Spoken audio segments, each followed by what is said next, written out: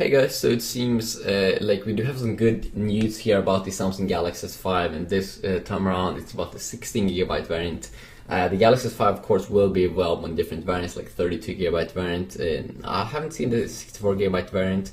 And what's interesting about the Galaxy S5 was that with the Galaxy Note 3 last year, Samsung went over to only have it in like 32 and 64GB variant from what I did see. But now with the S5 again, they are moving down to 16GB again, 16GB variant. I think that's because the Galaxy S5 is a little bit more of a mainstream device. They want to try to keep the price low, while the Galaxy Note 3 is a little bit of a more like niche-based device, even though it's been going a little more mainstream the last couple of years here.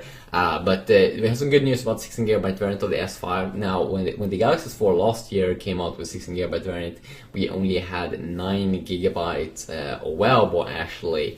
But this device here is almost going to have 2 more gigabytes available. So 10.7GB available on the 16GB variant, where you'll be able to install games and stuff.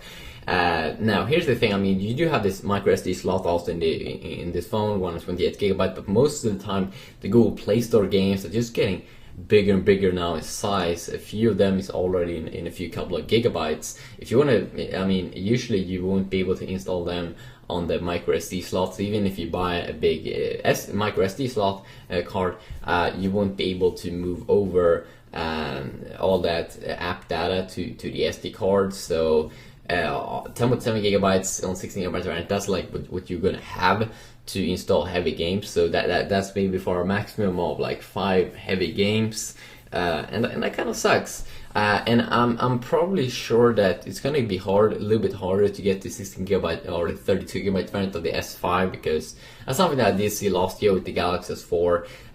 Most of the time I saw 16GB variants.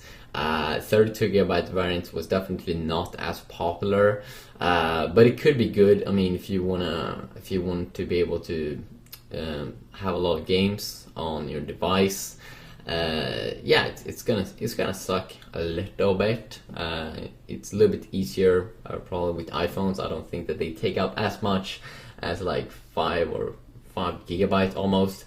Android is a pretty heavy operating system that's taking up a lot of storage here. So yep, that's just the way it is. So but yeah, it's definitely an improvement from the S4. I mean, 10.7GB versus 9GB only available. That is still pretty good. That is a good step up from last year, but definitely next year I definitely want to see like 32, 64GB variants only. So you definitely would be able to install ton of more games and apps on your device. Peace out.